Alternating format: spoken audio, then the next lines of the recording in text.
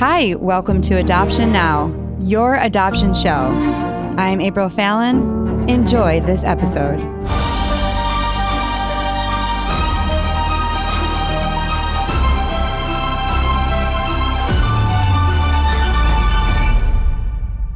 Welcome to Adoption Now, your adoption show. I'm your host, April Fallon. I am the mother of 4 adopted children, and we love doing this show because we love to bring out adoption stories. Whether you are an adoptee, a birth parent, or you're an adoptive parent, we want to hear your stories. I can't believe that we are in season 6, and we're so glad that you're here joining us on this episode. You are going to love this episode. When I got this email, I read it and thought, this woman should write a book first. Secondly, I thought the tenacity that she had inspired me to pick the music in the beginning of our show now, and really feel like tenacity is what people need when they're going through an adoption. And she just did not give up. And so I'm excited to introduce her. Richelle is a preschool teacher from Southern Illinois, and she was a mom that was called to adopt. Richelle, welcome to the show. Thanks, April. Glad to be here. Now, I think you're a great writer. Thank you. You told me your whole entire story, but I was riveted. The way you write, I could see you saying that. And I don't even know you, but I could just see the things that you were going through when you were on your adoption journey. Let's start at the very beginning, because you knew you were called to adopt when you were young. Is that correct? Yes, I was 13, actually, about 13. I went on a missionary trip to the Philippines with my parents, and we went to an orphanage. And there I met 2 little girls that I was really close to.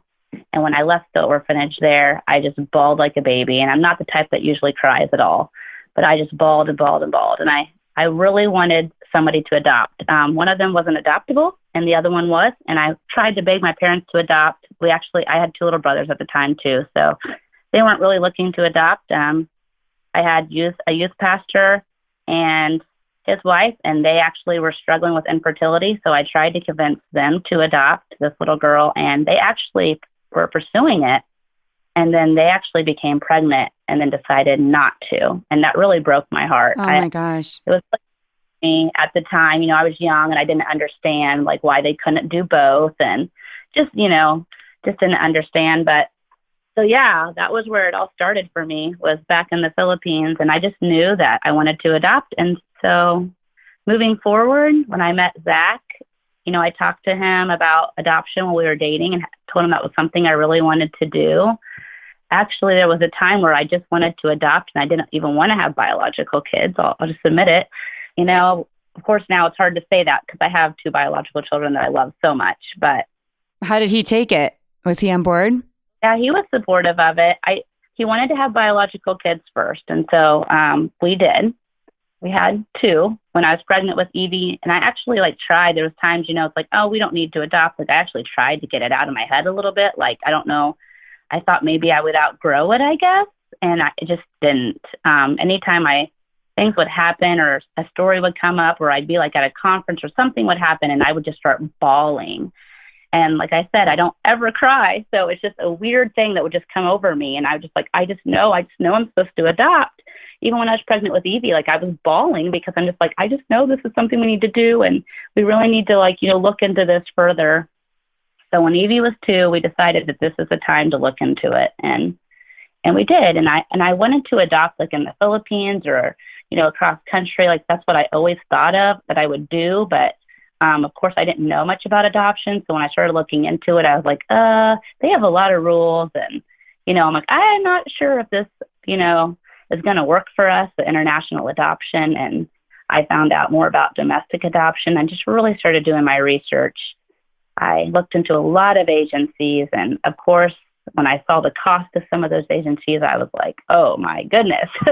I know. Did you factor in when you were 13 years old the amount of money it takes to adopt? No, I did not.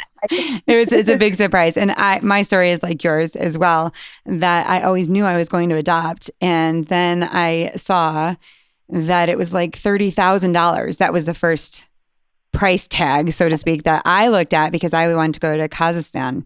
And I was like, oh my gosh, I can't even afford this. Yes.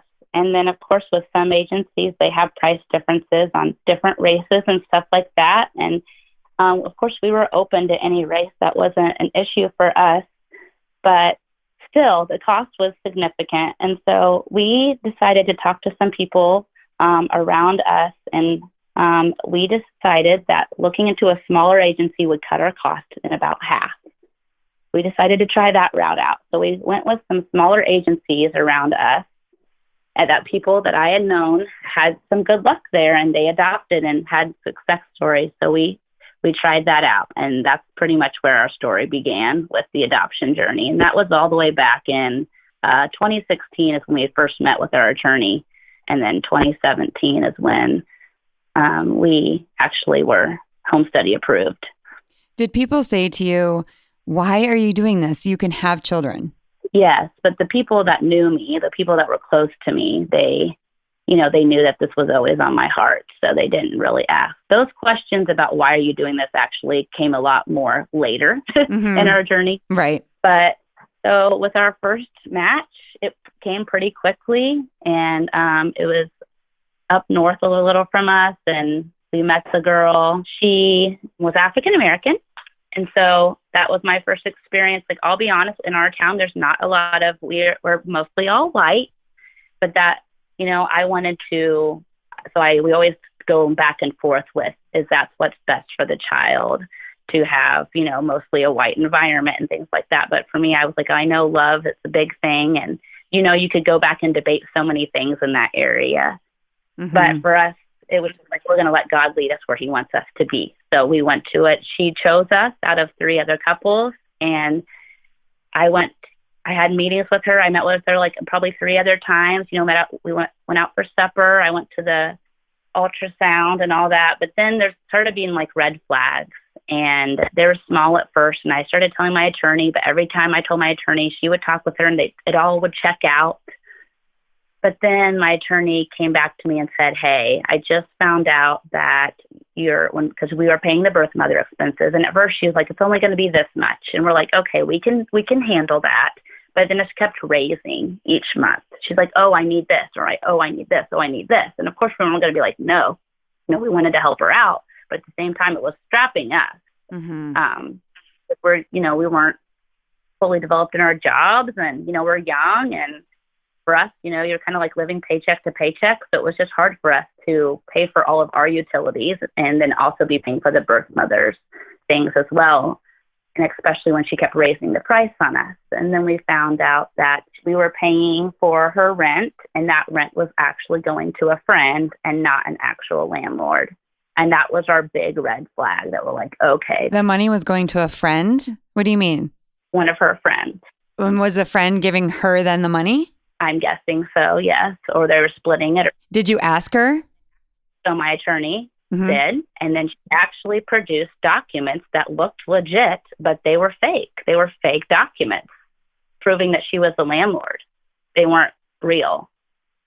I mean, they looked like, if I would have looked at them, not knowing what a document like that looked like, I would think, oh, it's typed. It looked legit, but it was not. It was not a real document stating that she was a landlord. It was just a friend. And then it made me start to wonder, like, has she done this before? And then after doing a lot of research and talking to a lot of people, I found out that this is becoming way more common. Mm-hmm. They're getting more crafty in their skills. And I don't know if there's just like a bunch of people like that. And it's just it's a very sad thing. And at the time, people were like, well, do you want to, prosecute her? Do you want to, But she was pregnant, right? She was pregnant. Yes, I went to the ultrasound. Yes, she was pregnant. Did she end up placing? No, she did not. She did not end up placing. She parented. They found Facebook. I found her Facebook. She said that in her Facebook, it said that she is from San Antonio, Texas, not from Illinois. So, she was hard to find, but it was her. It was her. And on her Facebook, it showed her belly a lot. And she was so excited to have this baby girl. And she even had a name picked out. I found that this was all a scam. She was just using us for money. And I did not want to deal with it anymore. I just wanted to move on. So I said, I don't want to have to go to court or deal with anything. I don't want to have to drive up here anymore, because it was 3 hours north from me. And I'm like, I just don't want to deal with this anymore. I'm not going to prosecute her, sorry, I'm just going to move on. We're done. And can you tell us how much money you lost in that one? Well, it was $8,000. Oh my gosh. And you didn't get that money back? Yes and no. So when you actually have a failed adoption, you can take that off on your taxes. So there's tax write-off thing, and that can help you get some tax. That's kind of great. But then if you actually adopt, you're going to want to take those expenses off as well. And then that wouldn't, if I would have adopted in that year, that wouldn't have counted. Right. You can only take off one, I'm pretty sure. Right. Yeah. And isn't there gosh, it's been a while since I've done this and they've changed it, but I think it was up to like 12,000 you could get back in taxes. Yeah, it's like 14 now. 14. Okay. So you lose 8,000, you're moving on. Were you like, maybe this is not the road for us, or you didn't give up? I didn't really feel like that at that time. My eyes were more open to what can happen. And I was like, okay, I'm going to be more careful. I'm going to look for those red flags. If that happened to come up, I'm not going to keep giving money each month and just hoping that it all turns out. Like, I'm not going to do that. We're going to be more careful this time. And so that's what we did. And then I think at that time, maybe, I'm trying to think, we have so much of our story that we might have joined another smaller agency. So you actually had to pay like $5,000 down to join this agency, but then, do all the stuff to the application fee and all that. But again, I was still trying to keep our costs down. So we were just trying to stick with those small agencies around us. So at this time, I had 2 agencies I was under and an adoption attorney who also will place. So we had like three eggs in baskets, right? I'm like, surely we're going to get something out of this. And we met a couple of others during that time. We met a lady that she had a drug problem. So she was in her 20s, but she looked like she was 50, unfortunately. And while talking to her, she was so kind, she was so nice, but she had been through so much in her life. She had just actually got abused that night before, and she was staying in a shelter when we met her, and she chose us. But after talking to her, she wasn't being very open with a lot of her information. And we just decided, okay, there's one of those red flags. And we really talked to ourselves like we were really going to be careful. Like if we had red flags, we're saying no. Like we're not going to go through this again. So we said no to her. We said no. And, we just prayed that she would find the right person for her situation. Then we met another lady. She was also African-American that had a little baby boy in the hospital. She actually had him. She went into labor, didn't even know she was pregnant. Wow. People think that is not possible. They're like, those are made up stories, but it happens. We told a story about a girl she was an athlete, soccer player, and she had stomach problems, and she went to the hospital and she had a baby. So it does happen. Yes. And she had 2 little boys at home, and she just knew that she couldn't take care of another one. We met her, and it was between us and another couple. And I honestly thought she was going to choose us. I really did. And I think the agency worker thought so too. But as it turned out, she didn't. So we were like waiting around in this town, waiting for her to make her decision. And then we even packed our bags, our overnight bags, to stay at the hospital. And then, to be prepared. And then, of course, she didn't choose us. So we're like, okay, well, let's just, we're not going to give up. So then we get a call, and we met this couple, and they were young, out of high school, and they chose us. Okay. And there was no like, oh, we're going to maybe choose you. It was like, no, they definitely chose us. We are chosen. So we are now placed again. Okay. So this is our second actual placement, not just like, hey, I'm maybe going to choose you. We were matched. And when we met with them, they were young, they were out of high school. They knew they couldn't raise a baby. They pretty much didn't even talk about the baby the whole time or anything about birth related. They just pretty much talked about their high school trauma, which is funny. We just kind of played in with it. We just talked about what they wanted to talk about, but the agency worker said that the interview couldn't have went better, and, everything was great. And the weeks went by, and we were paying the fees and doing all that. And then I get a text that said, hey, the dad's dad would like them to parent, and they're trying to convince them to parent. And I'm like, okay, all right, well, you know, and I'm like, okay, well, does that mean they're done? They're like, no, they're still talking with us. I'm like, okay. So then we paid another month's fees, and then we don't hear anything. And I'm like, okay, what's going on? They don't hear anything. And I'm like, well, you can pay another month's fee. Maybe they're just, you know, getting cold feet, and we'll give them time, which I totally respect. They need all this, you know, it's their child. They need all that time to make that decision. And so I'm just letting them have their time. But after a while, it's like, okay, we're not hearing back from them, and they're not calling the agency back. And I feel like maybe we should not keep paying fees if we're not hearing any. I'm like, I feel like maybe we should stop the fee payment thing going on right now. Right. And so we did. And of course, they didn't hear back from them. They did end up having a little girl, and, you know, they did parent her. So, which is great. And they had a lot of support. I mean, I know they were young and they weren't ready, but they had a lot of family support. And so I'm sure they're doing well. But so moving on. Okay. Oh my goodness. Yeah, I have lots to my story. So then it went to the summer of 2019 and then I'm getting ready to start school in the fall. And then we get a call, like it's the second day of school, and I'm a teacher, and you're just usually like, that time is just stressful for teachers because you're starting school and there's just a lot going on. And I get a call that we have a baby. And I'm like, what do you mean we have a baby? Like, oh, we're meeting another birth mom again. You know, I'm not really that excited. And they're like, no, I mean, you have a baby at the hospital that you need to come to. I'm like, what? And I just, of course, I'm like, I can't even believe it because we've just been through so much already. I'm like, no way. And they're like, yes. And then I'm like, okay. And I didn't want to tell my family because we had already done that previously with the last match that we had. You know, we used to all fun ways, like, you're going to be a grandparent again type of thing. And it didn't work. So I'm like, we're not doing that again. We're going to go see the baby, make sure everything, you know, goes smoothly. So we head down to the hospital, and on the way I FaceTime one of the agency workers, and I see this little beautiful full head of hair, rosebud lips, little baby. And she's so precious and so beautiful. And I'm like, that's my baby. Like, and I cannot believe it. At this time, how old are your kids? Well, when we started, when Evie was 2.5 when we started.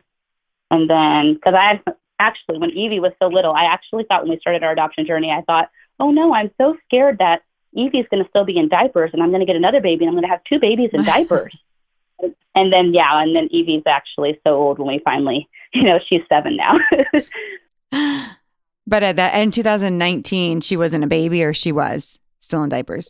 No, Evie would have been, well, she was born in 2014. I can't do my math right now. Okay. So she's like 5. Yeah. Okay. Yeah, she's 5. Yeah. So when we go get this little baby girl, we go to the hospital, you know, I'm like shaking. I just cannot believe this is happening. I see this beautiful baby. I name her Rowan, and I wanted to find out the mom's name. So what happened with Rowan is her mom pretty much just left at the hospital. Like I guess she chose she didn't even see the baby, I guess. They said that she didn't even see the baby. She just like left. But then I was kind of confused on that because I'm like, well, then how did she end up picking us like out of the books? I don't know. But anyway, she did choose us through some books that she looked at with a worker, and she left the hospital. She was not there when we got there, which is crazy because she just had a baby and she left. Right. She wasn't even there same day. And so we named her Rowan, and I really wanted to find out the mom's name because I wanted to honor her, like whatever, like whether we were going to have an open adoption with her or not. I didn't know what was going to happen, of course, because I didn't get to talk to her and we didn't get to set up a plan or none of that. So, but I really wanted to honor her, and I convinced somebody to let me have the mom's first name. So that way I could use that first name for her middle name. And I did. And we'll just say it's Bree. But anyway, so I used the middle name. And then I stayed at the hospital with her. I had my parents come down. They got to meet Rowan. You know, my husband stayed with me. He stayed the Tuesday night, Wednesday night, and then Thursday we were getting discharged. The mom wasn't supposed to sign paperwork until Friday morning. She had been talking with the agency worker, and she was going to sign Friday morning. And they said, well, do you want to stay here another night until she signs? And I was like, well, if we're discharged, can we just go home? And they said, yes, if you want to. And I called my attorney and I talked to her, and she's like, well, normally they stay there in the hospital until they sign. But I'm like, none of us were worried about it because, mom got up and left and everything was going so smoothly. So we're like, okay, well, we'll just take her home because we really wanted her to meet our kids, Britton and Evie. We wanted them to meet their sister. So we went home Thursday night, had more people, of course, come and see her. And then we went to bed. She was such a good baby, by the way. So good, so perfect. And then we woke up that morning and I got a text that said, the birth mom's having second thoughts. You need to come. And I was like, what? Like, are you kidding me right now? And I didn't even know what to think. I thought, okay, all right. And I'm like, all right, God. And I really, at first I was so upset, but at the same time I kind of wasn't, because I kind of thought, okay, I'm just going to talk to the mom. Mm-hmm. I'm going to talk to her and be like, hey, we're going to have an open relationship. You can still see her. Mm-hmm. I send you pictures. We can call each other, you can come to her birthday parties, all this stuff. So I'm like, I'll just tell her all this and I'll make her feel more. So I'm like, okay, I'm going to do that. That's what I'm going to do. So I just prayed all the way down. It was 2 hours south of us. And we prayed all the way there that everything's going to be okay. Everything's going to be okay. Well, when I walked in, the mom was sitting there and she's of course bawling, and she's like, can I hold her? And I said, of course. And I hand her over. And then she said, I can never let her go. Oh my gosh. And then I just, of course, start bawling. I don't even know what to do. I don't know what to say. My husband doesn't know what to say or do. And I don't even know. I'm just standing there, just bawling. What do I do right now? I don't even know what to do. Mm-hmm. And I said, okay. And we just talked just a little bit. And then it was there's nothing to say. There's nothing to say here. What about your plan? Did you just feel like you couldn't say it? You weren't going to be able to talk her out of it? And I could just tell, I feel like if we take her home with us, you will still get to see her. You will still get to see her. I promise you, you can have an open relationship and still see her. I'm like, but if you take her home, we will never see her again. Mm-hmm. And I could tell it just didn't matter. And I did not want to keep begging her for her child. Right. Because it's her child. It is her child. Oh, it's so hard. And I bet the agency felt really bad for letting you take the baby home. And I bet that's why they don't do it, right? It's because this could happen. And it's so much more devastating when you take the baby home and you introduce the baby to your kids. And I mean, we had a very similar situation. And it was then we had to go home and be like, well, that really wasn't your brother, or you had to go home and say, well, okay, well, that wasn't your sister. And it's easy to get angry. Did you feel angry at her? I was not angry at the birth mom. No. My husband was angry. When we walked out of the room, I didn't let myself completely fall apart till we left, went outside the building. I didn't want to do that to the mom and make her feel horrible, Mm-hmm. So when I walked out of the building, I fell to the ground. I just fell, and I just wept and wept. And I'm like, this isn't fair. This isn't fair. And I'm like, why would God do this? Why would God put adoption on my heart? When we're going through this, why would he do this to us? We don't have to adopt, we don't have to do that. We can have our own kids. We have 2 beautiful kids. Why would you do this to me, God? And my husband, of course, he just left. He was so angry. He had to get out. He was just so mad. So, and then the drive home, you just feel I know. Did you have an empty baby carrier? Of course. It's somebody is going home with an empty baby carrier, so to speak, and I so sympathize with you. And then you're so wise to be it's her baby, because I've had birth moms on the show, and it's so hard to place your baby. And if you want to parent, you should parent. And so she did have that choice. It's just so heartbreaking. And I can totally understand why your husband was angry. Because it's you went through this whole thing and it's not your baby. And it's really just grief more than anger. Yes. My husband was more on the angry side, and I was more on just the sad, how are we going to come back from this? And my husband even said, I don't want to go to church again. It's how is our marriage going to survive this type of thing? Mm-hmm. And you are in that grief. You think those things, and you feel those things very deeply. And as time, like even the next day, I mean, your perspective of things is going to change a little bit. And not that time heals, because it doesn't, but it helps, I guess, in a sense. Just going back into the grief, I remember going into the little crib and just feeling so sad. And other people were like, you had him for like a couple days, and I'm like, you don't understand.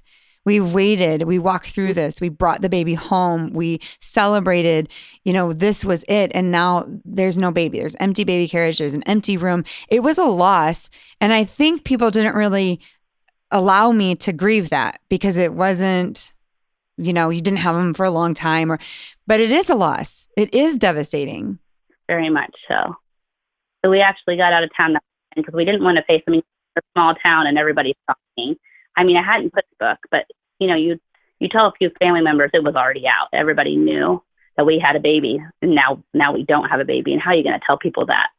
And I just told my family, please tell everybody because I don't want to talk. I don't want to tell them.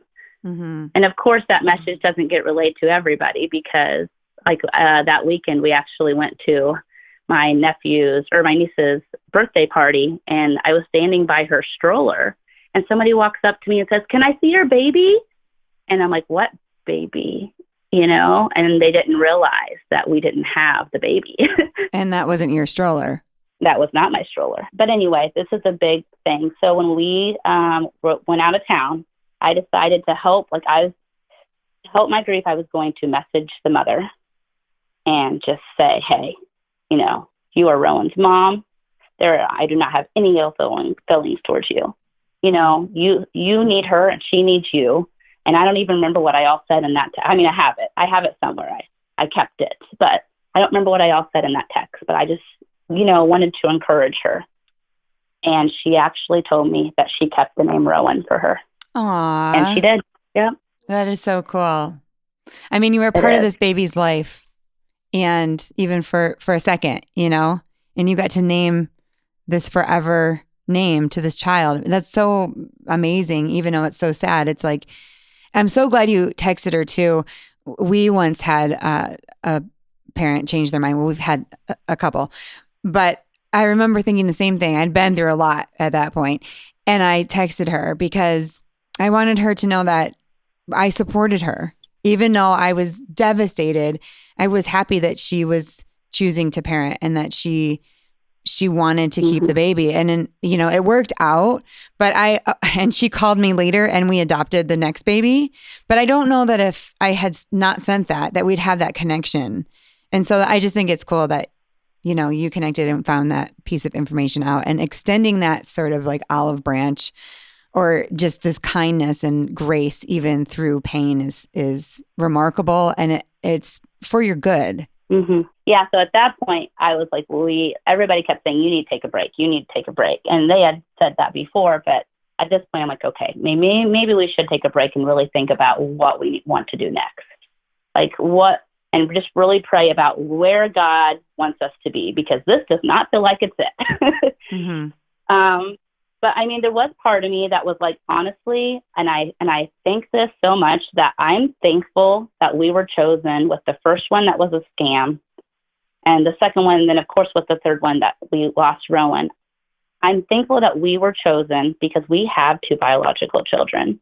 And I always kept thinking, what if a couple that couldn't have kids, that were struggling with infertility, what if they would have been matched and this would have happened to them? That would have just broke them. Mm-hmm. They might have not even continued to adopt or never had kids in their entire life, because that would have just broke them. Mm-hmm. At least that's what I thought. And I thought, we have 2 beautiful kids that we can go home to. I'm like, so I just got to be thankful that we were the ones chosen, that we were the ones matched with this, because it could have been so much worse. Mm-hmm. What a kind thing to think. What a sweet thing to think about. Unfortunately, there are those stories, though, that, they went home and they didn't have any children, and it's a part of their journey as well. But yes, I feel like that sometimes with our adoptions too. It was like we had a lot of resources and support. So what we went through, I'm glad it was us that went through that. Yeah. So we were at a crossroads of what we were going to do next. And I was pretty much done with domestic adoption. Like, I thought maybe we did the wrong thing by joining these small agencies. You know, we should have went with a bigger one and spent more money, and we would have had, you know, we wouldn't have had this problem, you know. And not that it was not the agency's fault at all, by any means. It was not theirs. But so we were deciding, like, whether we do that. And I did not want to spend any more money, because we had already been paying money for like 3 years, you know, into this. And I'm like, I don't want to pay any more money. And so we decided to look into foster care again. And that scared me. We had actually thought about that at the very beginning. And then a DCFS worker told us, you know, if you just want to adopt, you just need to adopt through domestic. You don't need to do the foster to adopt. And I was fine with that, because I really didn't want to get attached to a kid and have them go home. I was scared of foster care. Didn't know enough about it. And it just scared me. But I thought, you know what, I'm going to talk to an agency worker. I'm going to have them come to my house. We're going to just have a sit and talk. And then I can make my decision, you know, whether like, hey, this is for us or this isn't for us. So that's what happened. And she came to our house and we had this really long talk. And I decided, you know what, I'm going to do it. But I'm also going to leave my domestic adoption open. I'm going to go ahead and leave that open, because I'm just going to kind of see where do you want us to be? So if you want us to have a foster kid, hey, we'll get a call for a foster kid. Or, hey, if you want us to have a domestic, you know, adoption placement, then we'll get a call for that. So both areas are open. Where do you want us? And that's what we did. And then we got a call about a little boy that was in the hospital, and he was born drug exposed, but they said he was healthy. He wasn't going through any drug withdrawals. And I was like, okay.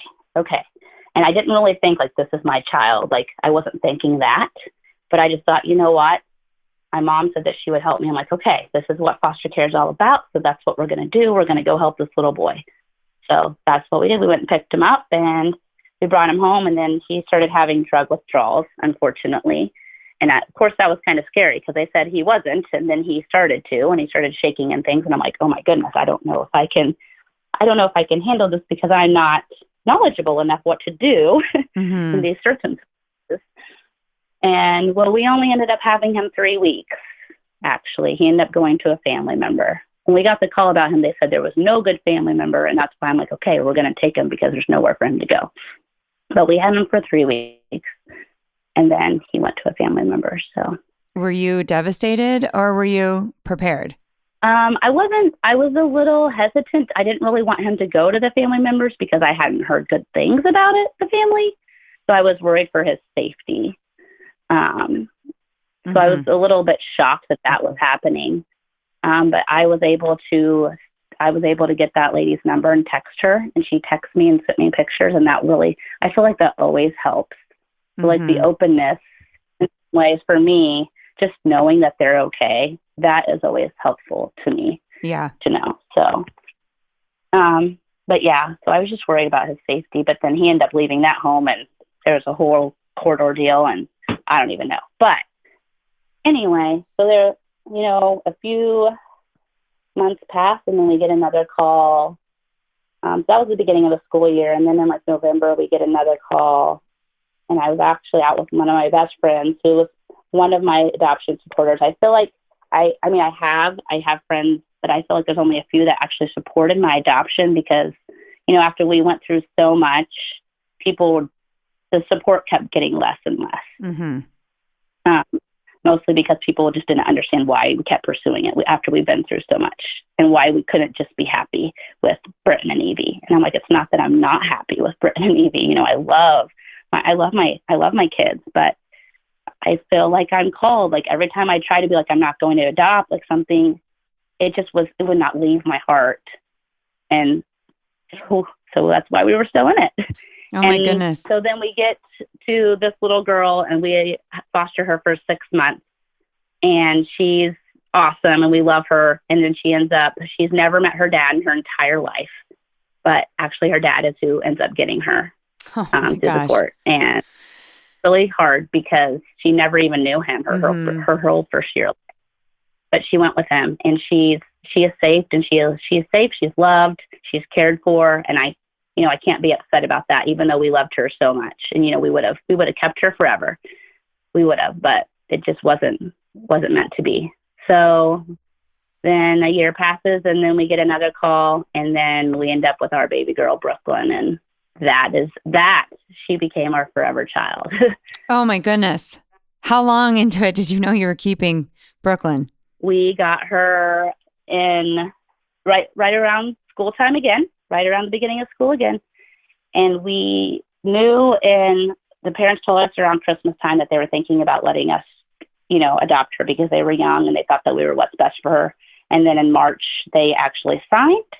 And then 5 days before Christmas, this past Christmas, we adopted her. Oh, well, that is so great. But now, okay, everybody that's listening to the story, now do you see why I said tenacity? I mean, you guys had so much tenacity. You just kept going. You just knew that this is what you were called to do. At some point, I think I would have either gotten a really hard heart and just given up. I mean, and no one would have blamed you, but you just kept going. And it seems like through your story, you got more and more grace. Like you got nicer and nicer to me.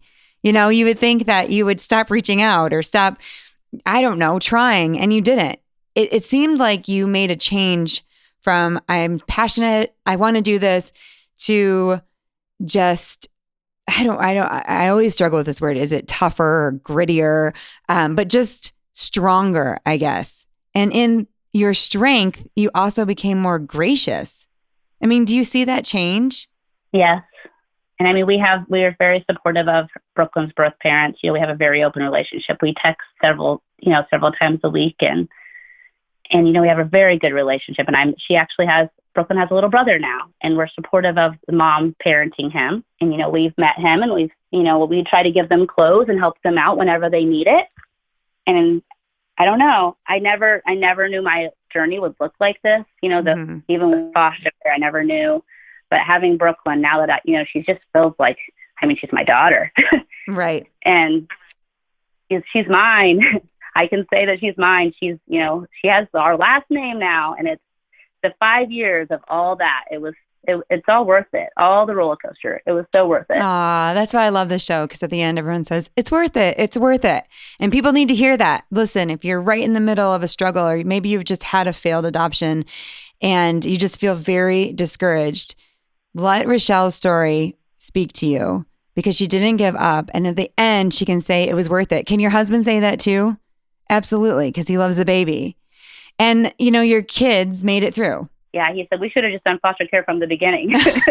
And so funny, because no one says that, especially when you're trying to grow your family. It's like foster care is not the place you want to go. And then look, for you, it did work. And so it can work for people to have your forever child through the foster care system and have a baby, still get a baby. Mm-hmm. I'm so happy for you. I love the story. I just love your grace through everything. I love your relationship with all the birth parents that you have been through. And you really show that, you're in it to win it, and you're willing to adopt the entire story and keep going. And so I'm so thankful that you listened to the show and that you wrote your story in. Yes. And your show really helped me, because when I was listening to it, and you always you will adopt, if you don't give up, you will adopt, or whatever. Is that something like you say, right? Yep. Your baby is coming. I always say, don't give up. Your baby's coming. Yes. And that really helped me, especially when I felt like I didn't have any support and everybody said I should quit. So thank you. Thank you, April. I love hearing that. That makes me so happy. I'm so happy that we can be a part of your journey. And thank you for coming on today, Richelle. Thank you so much. Thank you for listening. If you have an adoption story you would like to share, please email me at afallon@adoptionnowpodcast.com. Thank you so much for joining. See you next episode.